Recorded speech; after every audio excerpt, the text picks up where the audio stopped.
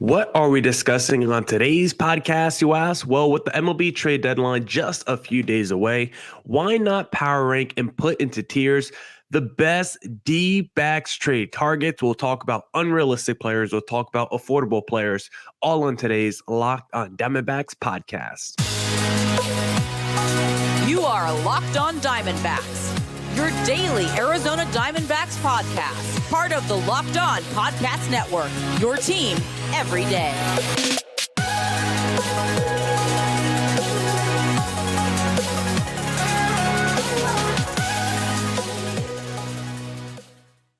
Welcome into the Locked on Diamondbacks podcast, part of the Locked on Podcast Network, your team every day listen to. Always charismatic host of this podcast, Millard Thomas. I'm a multimedia journalist and I'm a graphic designer, so please go check out my website, millardthomas24.myportfolio.com. On there you can see all my latest work, from my packages to my articles to my articles to my photos and my graphic design. If you want to see more content by me, just follow me on Twitter at CreatorThomas24 for my personal account, or just look up Locked on Diamondbacks, both Twitter, Instagram for your podcast handle. And of course, thank you for making Locked on Diamondbacks your first listen every day. I would not be able to do this podcast without you, my loyal listeners, sharing, subscribing, reviewing, doing all that so I could do this podcast for you. Thank you. It's free and available on all platforms, so please continue to tell your friends. One of those platforms is YouTube, so please hit subscribe on the Locked on Diamondbacks YouTube channel. If you go over to the YouTube channel right now, you can see we are joined by my good friend, one of the dragons from Game of Thrones. I got a nice Game of Thrones dragon bobblehead here, Dbacks branded as well. I don't know if you guys can see, but he's got the little Dbacks logo with him. So we're bringing him on today's stream because Mike Hazen needs to be a killer. He needs to be Daenerys Targaryen. He needs to be the dragon rider this MLB trade deadline, because we need Hazen to get aggressive. We need Hazen to burn down the other team's trade proposals and outbid everyone. Maybe not get too aggressive, but I got 3 tiers here for players the D-backs should be targeting. Tier 1, these are the major splashes. These are the guys I think are pretty unrealistic to acquire, but if the D-backs could get one of these guys, major needle mover. Tier 2 is the top shelf guy. They're in your budget, but they're on the higher end of your budget, going to be a little bit more expensive, but they are within the wheelhouse of realistic expectations. Then tier 3, affordable but volatile. These are the guys that if they got with Brent Strom, we would have faith that he could turn them around. But also, if they sucked, you wouldn't be too surprised either. So we got 3 tiers here. We're going to start with tier 1 and get right into it. These are the major splashes.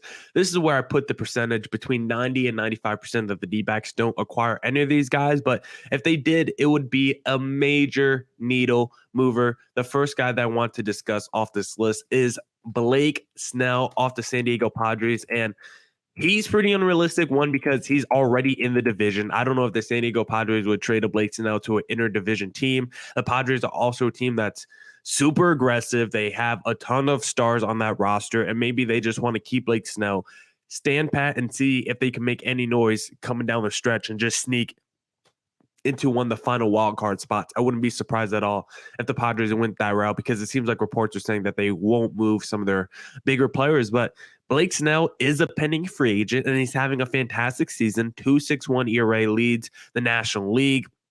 Also leads the NL and ERA plus. Like, he's been phenomenal this year. And if you're like, oh, Blake Snell, I don't really love that guy, I feel like it's because of the lot of the stink he had in his first year with San Diego. We had a 4.2 ERA. You looked at some of those home road splits. It was not good in the first half of the season. But since that first year in San Diego, a 3.3 ERA last year, 2.61 ERA this year. Like, Blake Snell, I think, is a really good pitcher. If you take out 2021, he's been a sub 3.4 ERA 3 of the last 4 years. We've seen him be the best starting pitcher, or arguably the best starting pitcher, in a rotation that's been to the World Series before. So we know Blake Snell can be a big game pitcher. I mean, we all think that if the Rays didn't take Blake Snell out of that World Series against the Dodgers, maybe the Rays win that game, and who knows how the World Series shakes up. So I would love Blake Snell on this team.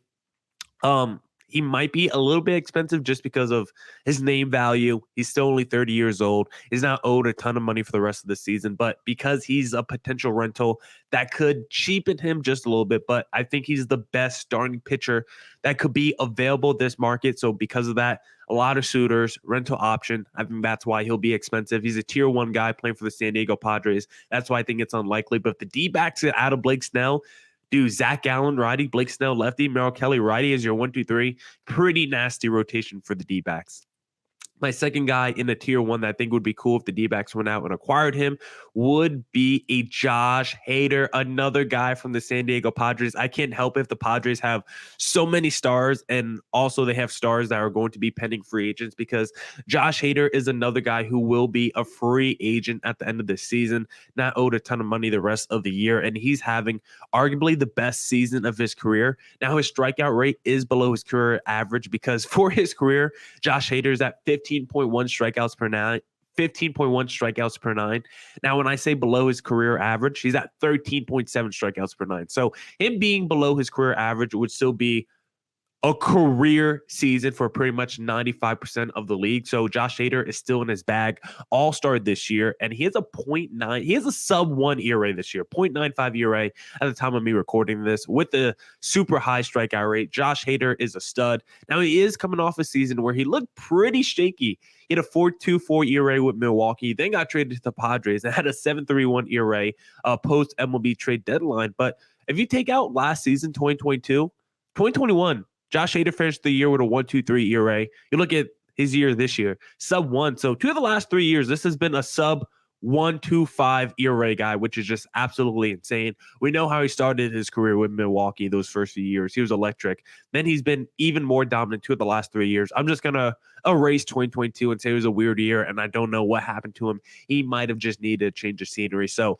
with Josh Hader being the kind of guy he is, being a pending free agent, I think he's going to be arguably the best closer on the market. We'll see, because I have another guy I want to discuss next, but Josh Hader probably has the biggest name value on the market. He's not too old either. Josh Hader, let me see. I think he's like 30 years old. He's 29. He's going to be he just turned 29 in April, so he's still in the prime of his career. So Josh Hader, I think, is arguably the best closer on the market, but I do think it could take a little bit, like I said, with Blake Snell, could take a little bit to go acquire him. Maybe it takes a little bit more because you are an interdivisional team going against the San Diego Padres, but also both of those players are rentals, so you can't break the bank for a rental. And I don't think anyone will break a bank for a rental this MLB trade deadline. And then the last guy in tier 1 that I want to discuss, that would be a major needle mover. Excuse me, my allergies are just acting up so much today, so I'm trying my best not to sniffle or blow my nose on this podcast, but I might need to at least one time. But David Bednar from the Pittsburgh Pirates is another guy. Now, the only issue with David Bednar that it seems when looking at projected trades for him is because he's cost controllable, which I love. He's arbitration eligible in 2024, can become a free agent until 2027. So because of his cost eligibility, his cost control eligibility, he's a guy that's going to be expensive, probably more expensive than a Blake Snell or even a Josh Hader, because this is someone that's been elite the last 3 years. If I just rattle off his ERA, starting in 2021 when he was a rookie, 2.23 ERA, 2022, 2.61 ERA, 19 saves, and then this year, 1.35 ERA, 20 saves, and double-digit strikeouts per nine the last 3 years. David Bednar is elite. He's 28 years old, and because he's 28 and the prime, arbitration eligible the next few years, looking absolutely electric on the mound. One of the best closers in baseball. I think a Bednar would take a serious package. I've seen some crazy reported packages, or at least not packages, but like trade ideas, like a Brandon Pfaadt, a Blaze Alexander, like a Dominic Fletcher, all for a David Bednar. I think it was like or you could put like an Ivan Melendez. Like there's been some crazy trade packages out there. I don't know if I'm doing all that for a closer, just because closer to me is a little bit, I don't want to compare exactly to the running back position, because I do think running backs are valuable. I think closers are valuable, because you can see with the D-backs, they need a closer. But I also think you can find a closer pretty easily.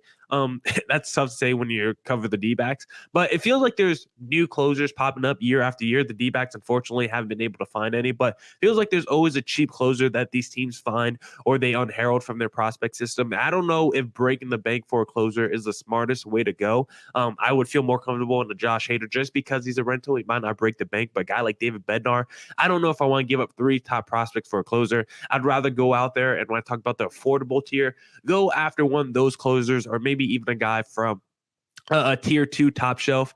Let me see. I did have I only had one reliever in my tier 2 top shelf, and that guy actually was already traded on yesterday's podcast. So I don't even know if I can.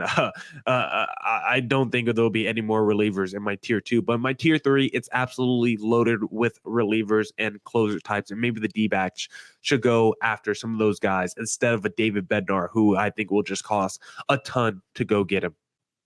Now we'll talk about some tier 2 options for D-backs trade deadline targets. But first, I want to talk to you guys about eBay Motors, because for a championship team, it's all about making sure every player is a perfect fit. It's the same when it comes to your vehicle. Every part needs to fit just right. So the next time you need parts and accessories, head to eBay Motors. With eBay Guaranteed Fit, you can be sure every part you need fits right the first time around. Just add your ride to My Garage and look for the green check to know the part will fit or your money back. Because just like in sports, confidence is the name of the game when you shop on eBay Motors. And with over 122 million parts to choose from, you'll be back in the game in no time. After all, it's easy to bring home a win when the right parts are guaranteed.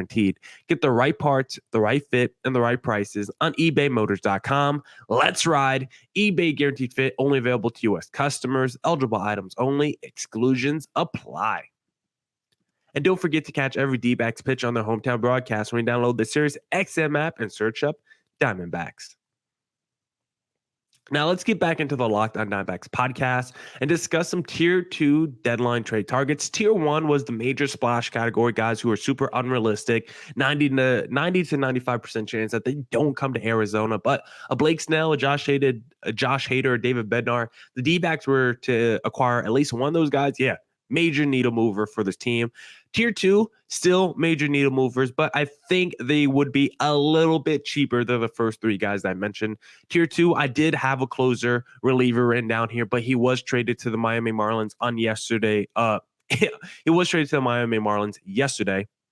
David Robertson. And it seems like people are like, whoa, David Robertson went for kind of cheap. So kind of upset that the D-backs didn't pull off a move like that, because they could have traded their 18th and 20th something prospect. I don't think that would have hurt the D-backs at all. That would have been like Justin Martinez and like, I don't know, or Carlos Vargas or someone. I can't even think of who would be their 18th and 20th something prospect. So the D-backs definitely could have pulled off a move like that. But now another D-back trade deadline target is off the board with the David Robertson. So let's talk about the guy who I have written at the top of this tier list so far for tier 2, Marcus Stroman. He's someone that had a great first half of the season, struggled a little bit going into the All-Star break, but I still think he's probably going to finish on line with what he has done for his career, because for his career, Marcus Stroman is a 3.61 ERA guy. And for this season, he currently is at 3.51. Last year, 3.5. The year before that, 3.02. This is a guy who usually sits in the low to mid threes in terms of his ERA, leads the NL in home runs allowed.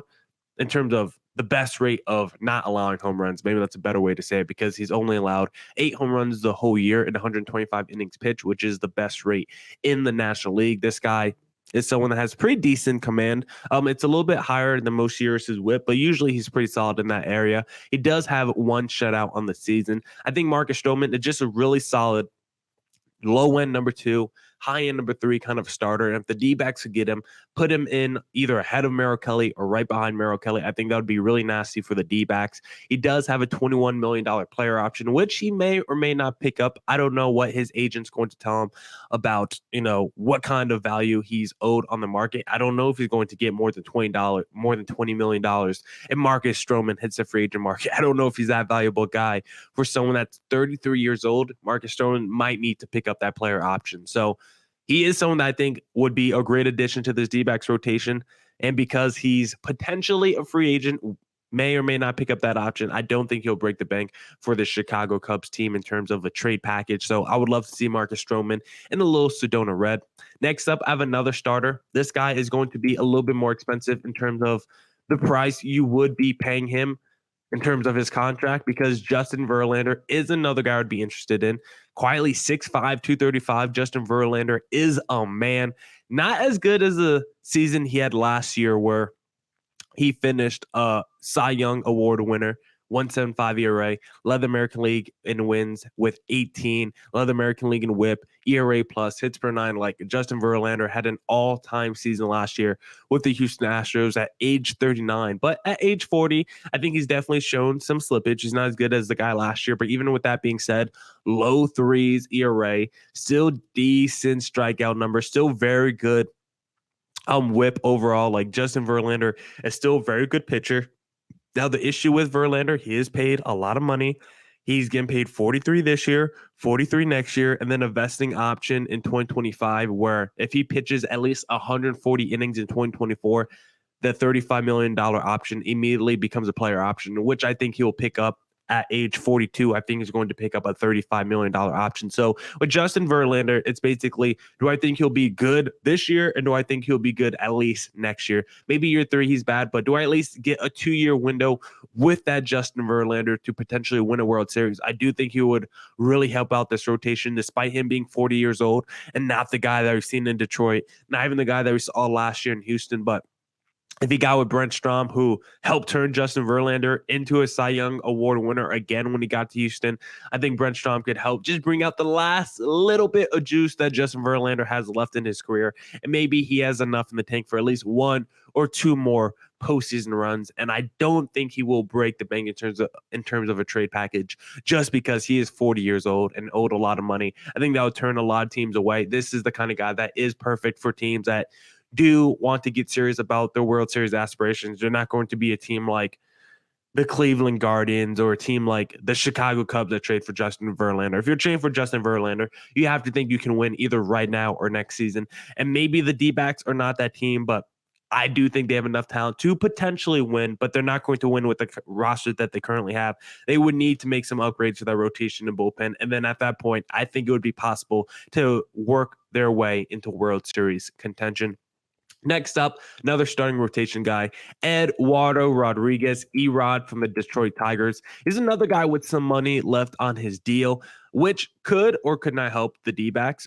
It depends if you think he's worth the money he's going to get paid, because he's making 14 this year, then 18 next year, 16 in 2025, and then 15 in 2026. So I don't think he's going to break the bank for you. He's a little bit of a volatile guy because he's got a career 4.05 ERA, 2021 4.74 ERA, 2022 4.05 ERA, but this season 2.95 ERA. And you look at 2018 and 2019, sub 4 ERA with Boston. 2019 he also pitched over 200 innings. So this is a guy that can get you between 170 and 200 innings pitched with like a 3.75 ERA. Or you could be a guy that somehow deals with nagging injuries, maybe only pitches 120 innings and has like a 4.2 ERA. This is someone that has a pretty good ceiling and a pretty good floor both at the same time, but he doesn't have the highest of ceilings and he doesn't have the lowest of floors. He's someone that's pretty stable, but is not going to be an elite level starter. But when he's pitching like he is this year, 2023, with a sub 3 ERA, a 1.03 whip, like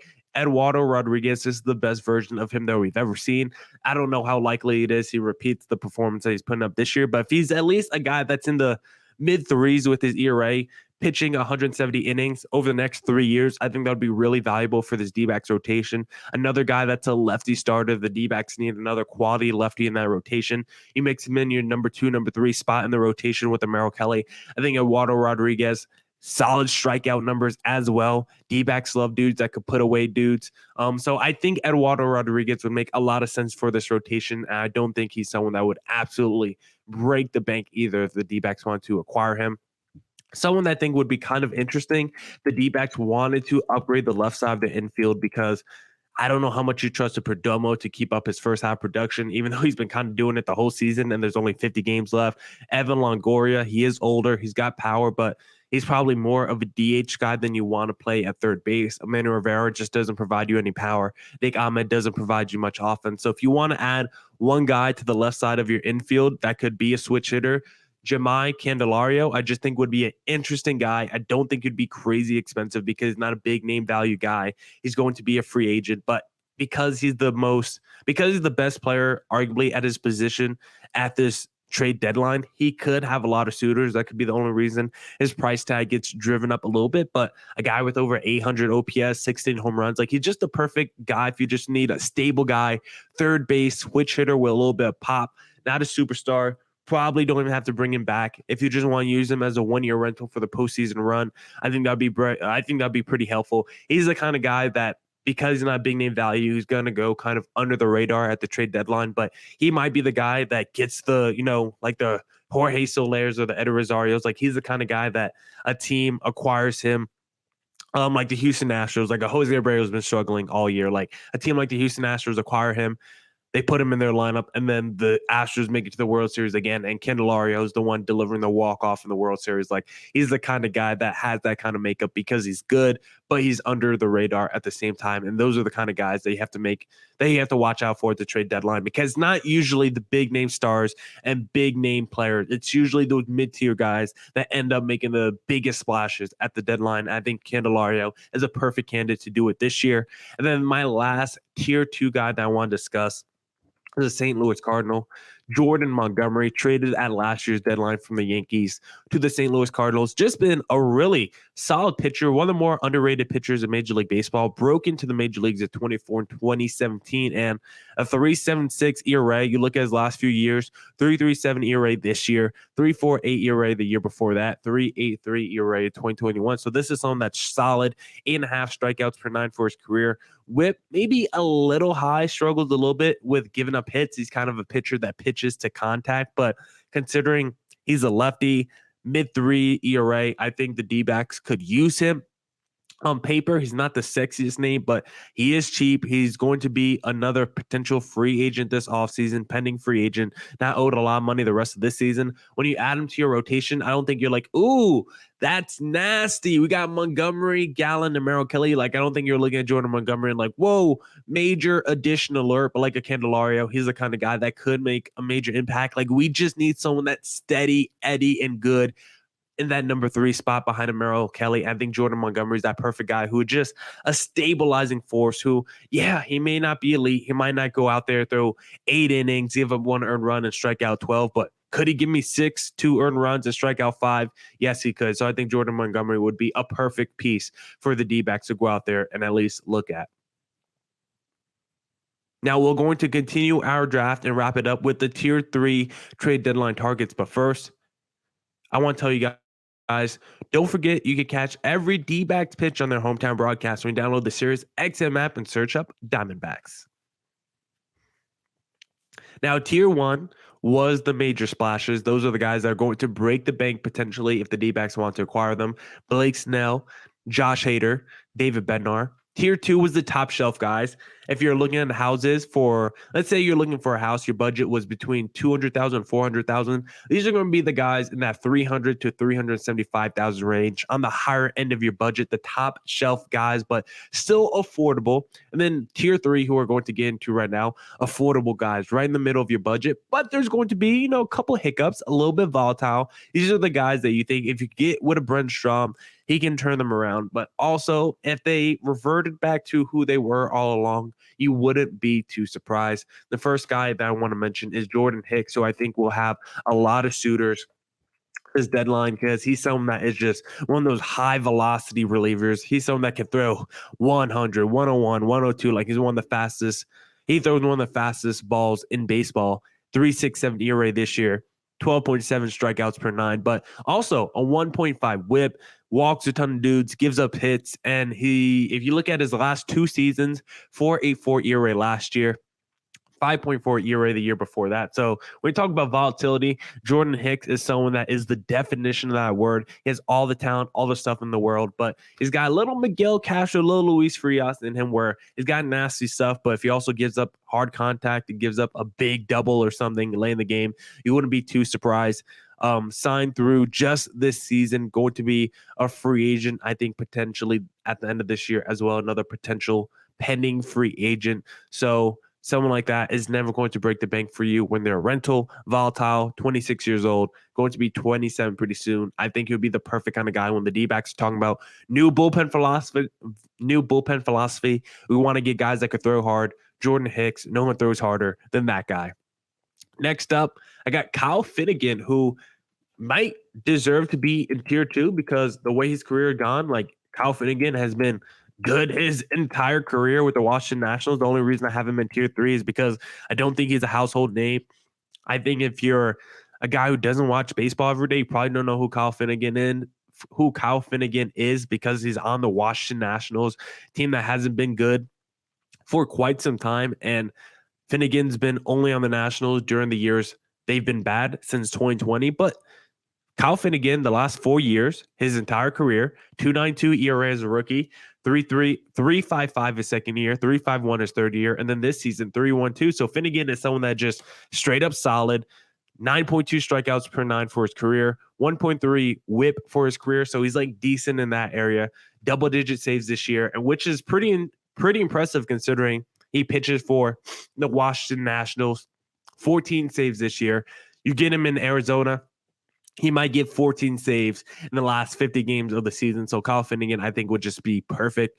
Someone that's a low-cost option. Someone that, let me look at his arbitration eligibility. Yeah, arbitration eligible through 2026 as well. So I think Finnegan would be a perfect option in that mode.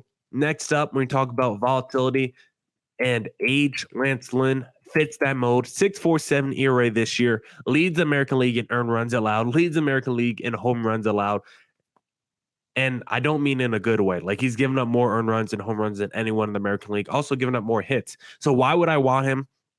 Only because of the Brent Strom effect. If Brent Strom can turn back the clock a little bit on Lance Lynn, that'll be really effective because Lance Lynn, still major strikeout artist, 10.8 strikeouts per 9 this season. And he was good recently. 3.99 ERA last year, 2.69 ERA the year before that, 3.32 ERA the before that, 3.67 ERA the year before that. Like, the last 4 years, he's been good. This year, he's been really bad. So is it because he's 36 years old? He's just slipping up.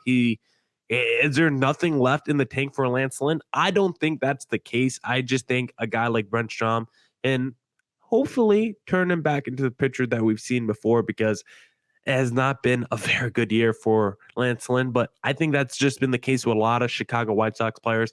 I think just a lot of those players just need a change of scenery. The Lance Lynns, the Dylan Ceases, the Tim Andersons, like, get those guys out of there. Lance Lynn, number 3 starter for this D-backs rotation. If he sucked for the D-backs, I wouldn't be surprised, but I do think he'd be an interesting guy to go out there and acquire. It sounds like the Tampa Bay Rays are kind of in on Lance Lynn. There's been a lot of reporting rumors around the Rays trying to get Lance Lynn, and the Rays are one of the smartest organizations in Major League Baseball. So if the Rays look at Lance Lynn as a realistic trade target, then the D-backs should look at Lance Lynn as a realistic trade target.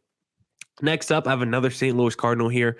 Jack Flaherty, another guy when we talk about volatility and like the Eduardo Rodriguez, the high ceiling, high floor kind of thing. Because Jack Flaherty is someone who is shown he can be susceptible to being bad, like 4.43 ERA this year, 4.25 ERA the year before that, 4.9 ERA in 2020, but 2021, 3.22 ERA, 2019, 2.75 ERA, 2018, 3.34 ERA. So the question is, which Jack Flaherty are you going to get? Are you going to get the guy 3 of the last 4 years who has an ERA above 4, hasn't really recaptured the magic that we saw in 2019 where he finished 4th in Cy Young voting? I'm not too sure. This just might be who Jack Flaherty is. A low 4 ERA guy the rest of his career, but he is someone that is only 27 years old. He is someone that is a pending free agent as well, so not going to potentially break the bank for you. And 27, get in with Brent Strom. You never know what happens. Like, that's just kind of my solution for all these guys who struggle. Yeah, they may not be good right now, but get them with Brent Strom, who's the pitching whisperer, and then anything is possible. So I would love a Jack Flaherty. It's been a while since he's looked elite. That was back in 2019. He has not been good really post-pandemic. 2021 was his best year post-pandemic, and I think he got hurt that year. That's why he only has 78 innings pitched. So hopefully Jack Flaherty, if he got with D-backs team, can get back to the ways that we saw him pitching in 2019. Next up is a guy that the D-backs are already familiar with because they let him go this past season in free agency, but he's kind of had a breakout season. I'm talking about Kenyon Middleton from the Chicago White Sox. He was with the D-backs last year, and I can see why they let him go in free agency. 5.29 ERA, just wasn't very good with the D-backs, not super effective. But this year, career season, 11.7 strikeouts per 9, a sub-4 ERA. He's still not like an elite pitcher, but I do think he's an affordable pitcher. The White Sox, I think, probably have a few relievers that the D-backs could go out there and try to acquire. Once again, a pending free agent, which we love to see because these rentals should should not break the bank like we just saw with David Robertson. If he's going for that, that should just lower the value of all these other relievers that we're talking about on today's trade deadline podcast. So hopefully Mike Hazen can go out there and acquire a guy like Kenyon Middleton, who he let go in this past year's free agency. Then the last guy that I want to talk about for today's podcast, maybe we talk about some more and do a part 2 next week with a few more targets before the trade deadline. But Scott Barlow of the Kansas City Royals, who's having a down year right now, 5.15 ERA, but still 11 strikeouts per 9 innings. The last 2 years, 2.18 ERA last year, 2.42 ERA in 2021. He's a closer. He's got the closing experience. He's got high leverage moments. Not really with the Kansas City Royals, but because he pitches in the 9th inning, there should be at least regular season high leverage moments, but don't expect any high leverage postseason moments from a Scott Barlow. But still arbitration eligible for still at least one more season through 2024, could be a free agent in 2025. So at least you'll get a couple years with Scott Barlow. And because he's having a down season right now, maybe he's a little bit cheaper than normal. And because he can be really effective. The last couple years before this year was really one of the better pitchers and relievers in baseball. So hopefully, like I always say, Brent Strom can help turn back the clock with a Scott Barlow. Now that's it for this edition of the Locked On Diamondbacks podcast. Hopefully Mike Hazen gets aggressive at this MLB trade deadline. We're definitely going to be covering it all early next week. Come back next week for more Diamondbacks news, coverage, and insight. Thank you for making Locked On Diamondbacks your first listen every day. If you do listen every day, put hashtag everyday in the comment section on YouTube. And as always, stay safe, stay healthy. Doses.